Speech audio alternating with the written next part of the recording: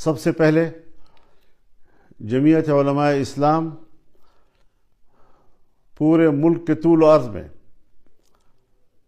ائمہ و خطباء سے اپیل کرتی ہے کہ وہ جمعے کے روز اپنے خطبوں میں سپریم کورٹ کے اس فیصلے کے خلاف آواز بلند کریں، ختم نبوت کے عقیدے کے تحفظ کے لیے بھرپور آواز اٹھائیں اور شدید الفاظ میں سپریم کورٹ کے اس فیصلے کو مسترد بھی کریں، اس کی مذمت بھی کریں۔ میں عالمی مجلس تحفظ ختم نبوت سے بھی اپیل کرتا ہوں کہ وہ فوری طور پر اپنا فرض منصبی ادا کرتے ہوئے تمام مذہبی جماعتوں، علماء کرام